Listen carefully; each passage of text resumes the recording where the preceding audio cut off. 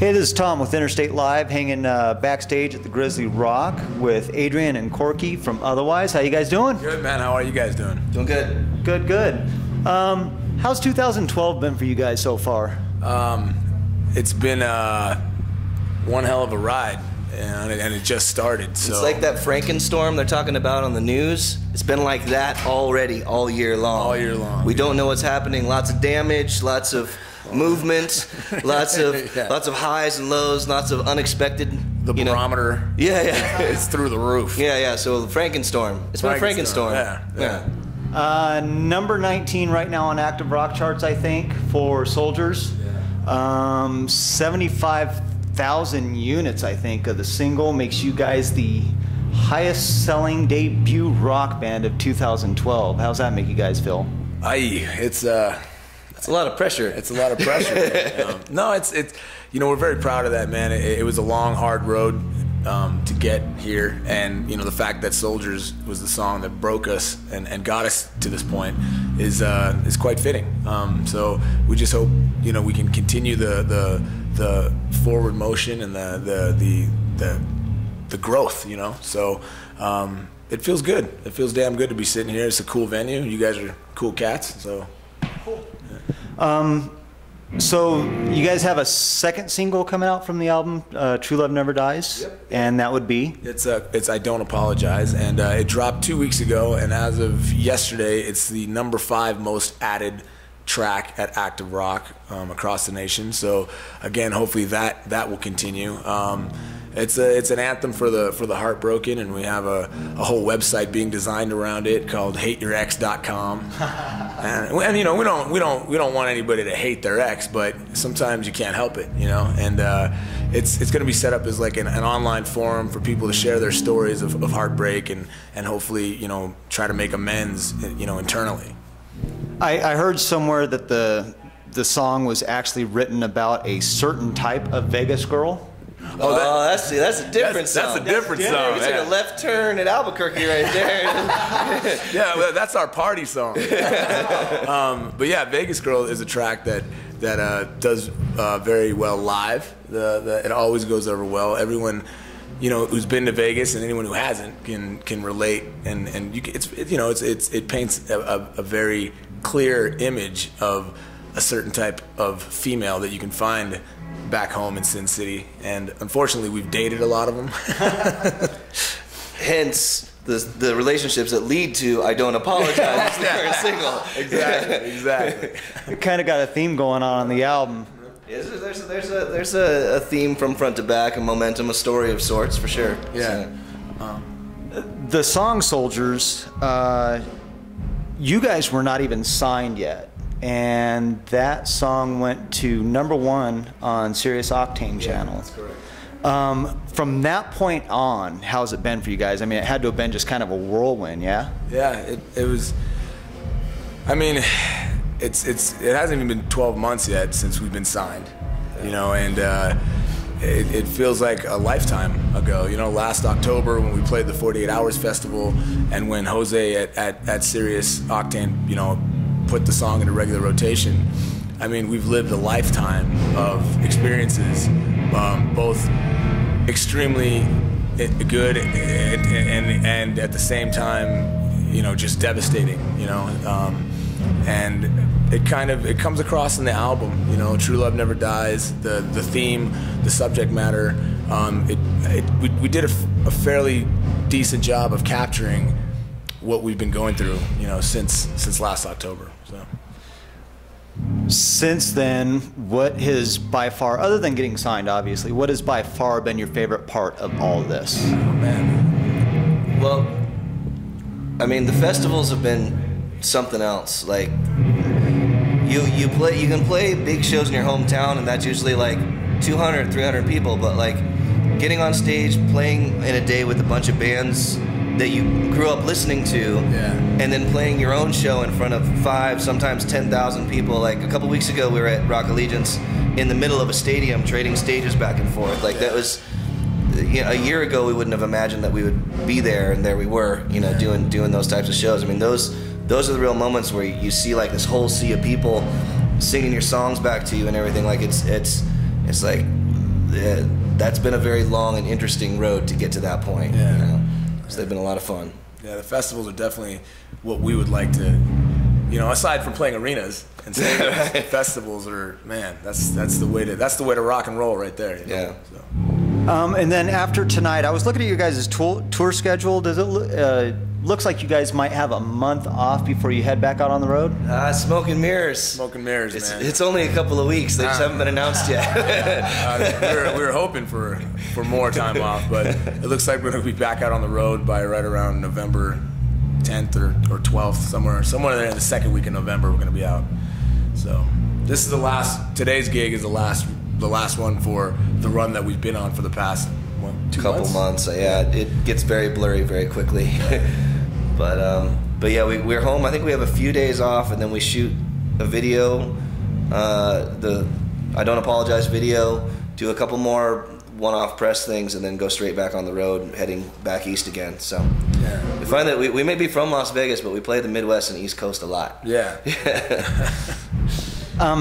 For the second single, I Don't Apologize, you guys released, was it today or tomorrow, I think, a lyric video for that, right? Did it get released already? I don't know. I don't know. If it's been released, I mean, we you know, obviously got to review it and approve it, and it was, what we saw was awesome. So if it's been released, go check it out. It's the lyric video for I Don't Apologize. It's pretty cool. So. All right, so after you guys leave here, you're leaving here tonight, I take it. You go back home to Vegas then for a while? Yeah, we go back, regroup. We got to figure out our transportation for the next run, and also shoot the video for the next single, as Corky mentioned. And you know, just kind of decompress a little bit. You know, again, we were hoping for a little more time, right, you know, back home, but you know, it's just a strange thing being on the road, because when you're on the road, you can't wait to get home, and then when you get home, it's like, dude, I can't wait to get back out on the road, you know. So it's really weird. It's kind of like the town that we're from, you know. It's this strange love-hate relationship that's really intense, you know, so, much like an ex-girlfriend. You guys are all about the exes. Unfortunately. So what is it like for you guys when you go back home? I mean, is it everybody partying, happy to see you guys? Yeah, it's a good time, man. It's difficult sometimes because we have so many people and so many friends and family that want to, you know, spend time, right, and oftentimes that quality time involves heavy partying in Vegas, you know, so that can get almost as tiring as being on the road. Almost, yeah. Need to go back out on the road to relax. So how's the album been doing for you guys? When did it actually drop? Was it April? May 8th. Yeah. May 8th? How's it been doing for you guys so far? It's increasing every month. The sales the percentage of sales is increasing, so it's growing, you know, and it's you know, it's the album itself is when we talk to people about how their feelings on it, their take on the album, it's extremely touching, you know, like whatever we managed to capture and put in this collection of songs has connected with a lot of people, you know. So if it keeps doing that, you know, we couldn't be happier. Yeah, I mean, the other thing too is like, in today's market, it's all driven around singles so often. Like, oh, I got this one song by this band, this one song by this band, and we hear over and over and over again how people like, just your CD's in my car, and I've been listening to it front to back, like over and over. Like, we put together a list of songs on our disc that are cohesive enough and coherent enough that people are identifying with it as a whole rather than just one or two songs, which is a very like exciting thing in terms of, you know, you hope for that, but you never expect it. You know, you're just like, but people's reactions to it has been very touching throughout that way. Yeah. How many of those songs did you guys have written before you got signed to Century Media, and how many of them did you do during studio time? We had every one of them was written before we went in, because we got signed on December 20th and started recording our record on January 2nd. Yeah. Right so away. Bang. I remember in that week and a half, we tweaked one song, maybe two, slightly, and then in the studio we tweaked one more with the producer. Other than that, it was literally what we had demoed before and written beforehand. Like we were ready to go, thankfully. So when we got signed and that schedule came up to do the record, we were like, yeah, we're ready. We got all these songs. We're gonna skip these for now. Stick to this list of 11 and go from there. Yeah, the producer Jay Baumgartner. He's done every big rock band in like the last 20 years, and for him to tell us that, man, dude, your demos are stellar. They're solid. There's not much work that needs to be done in changing them. That was a compliment of the highest order for us. So since since the songs were written actually before you got signed, any plans on writing any new stuff? Are you looking forward to a next album? I know this one just came out, but yeah, I mean we've got ideas, man, and we have actually some demos that were part of the original batch that made this album that are also pretty strong. So. There was a thematic thing. Yeah. Quite literally, it was like, well, these few don't fit thematically with what's going on the rest of the record, so we'll save them for later. Yeah. But we know they're strong. We're confident in those. And I mean, my laptop has Pro Tools on it, so we're demoing stuff off and on in waves on the bus as the year goes out. So we're just collecting up ideas and collecting up little demos, and we'll be ready to go. And the plan for the second album, I think, is we're not. Some bands get very experimental and they kind of do a 180, so to speak, on their sophomore release. We're gonna kind of continue, I think, the vibe of True Love Never Dies, but of course, enhance upon it. So we're not gonna try and invent the wheel, with our second album. So it'll be solid, man. Yeah. Cool. So the album True Love Never Dies, make sure you check that out. A lot of great tracks on it. You guys got a lot of stuff on YouTube actually too. People are posting all kinds of stuff from that album. So make sure you guys check that out.